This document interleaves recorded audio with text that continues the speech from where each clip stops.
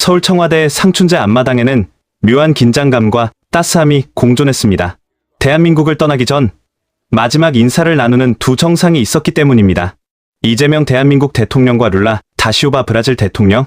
두 남자는 취재진의 카메라 앞에서도 의식하지 않은 채 서로를 한참 동안이나 꽉 껴안았습니다. 사실 이들의 만남은 8개월 전으로 거슬러 올라갑니다.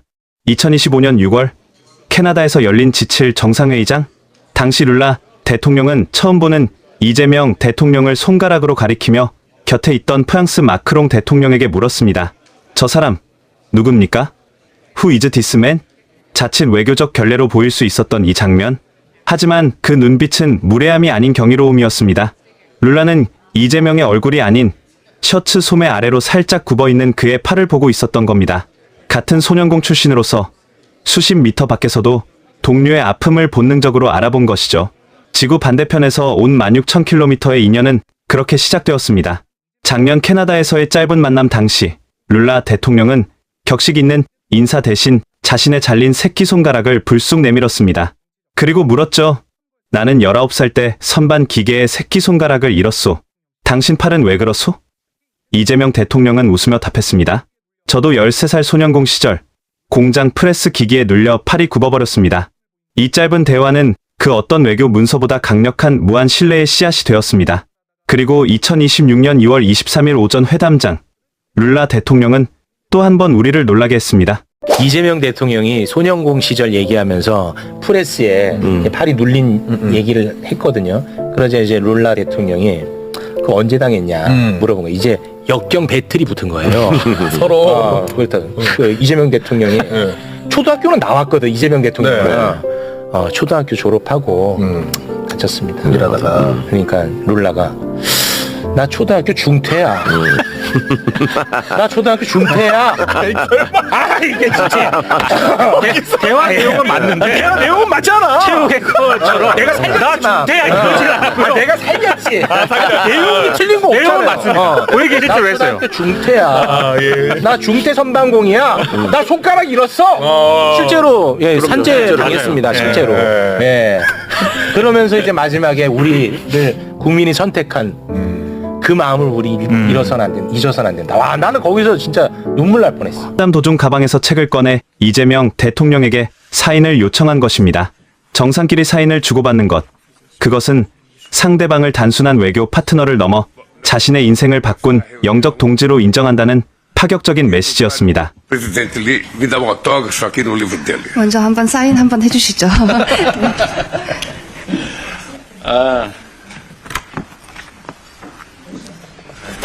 감사합니다. Muito obrigado.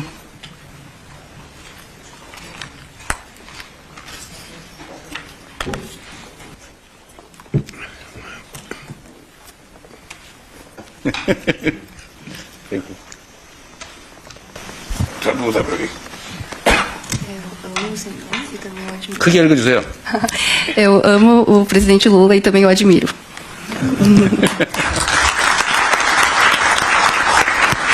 자, 이제 우리가 진짜 주목해야 할 돈과 국익의 이야기로 들어가 보겠습니다.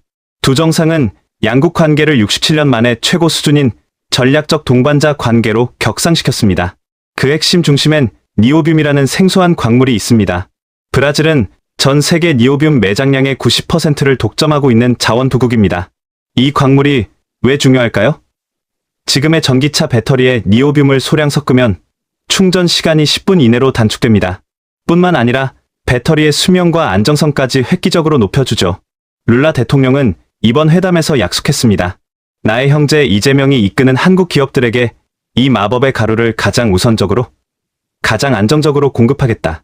이 약속 하나로 대한민국은 글로벌 배터리 전쟁에서 누구도 넘볼 수 없는 치트키를 쥐게 된 것입니다.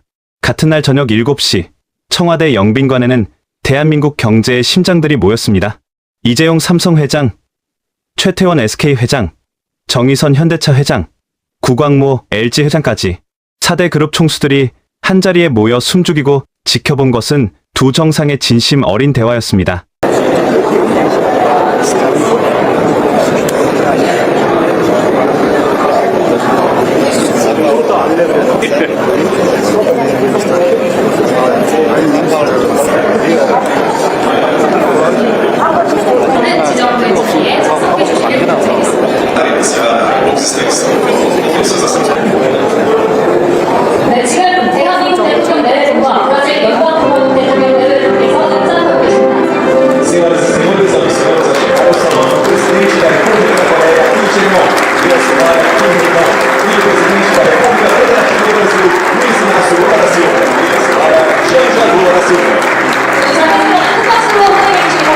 Pedimos a todos que se levantem e os recebam com uma calorosa salva de palmas.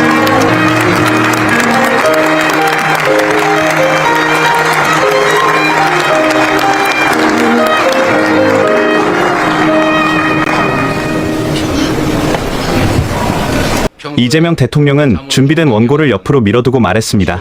원고에는 없는 말인데 많은 분이 우리를 소년공들의 만남이라 축복해 주셨습니다. 저는 40년 전 기름밥 먹던 공장에서 부조리한 현실에 대한 분노와 노동의 숭고함을 배웠습니다. 이에 룰라 대통령의 목소리도 떨렸습니다. 이 대통령의 인생 역정을 알고 나서부터 우리는 형제가 되었습니다. 우리 몸에 남은 흉터가 그 증거입니다. 상처를 공유한 두 남자의 진심이 통하자 수조 원대의 투자가 오가는 비즈니스 협상은 그 자리에서 일사천리로 해결되었습니다. 1박 2일의 짧은 여정이었지만 룰라 대통령은 마지막까지 이재명 대통령을 향해 나의 아미고 나의 친구라며 포옹을 아끼지 않았습니다. 굽은 팔과 잘린 손가락을 가졌던 가난한 소년들, 한때는 부끄러워 감추고 싶었던 빈곤의 흔적들이 이제는 대한민국과 브라질을 잇는 가장 단단한 쇠사슬이 되었습니다. 흉터는 더 이상 상처가 아닙니다. 그것은 우리가 포기하지 않고 걸어온 길을 증명하는 훈장이자 전 세계를 향해 나아가는 희망의 지도입니다. 여러분의 응원이 이 역사적인 동맹을 더 멀리 나아가게 합니다. 두 정상의 우정과 대한민국의 국익을 응원하신다면 마지막으로 구독과 좋아요로 힘을 보태주세요. 저는 더 가슴 벅찬 소식으로 다시 찾아뵙겠습니다.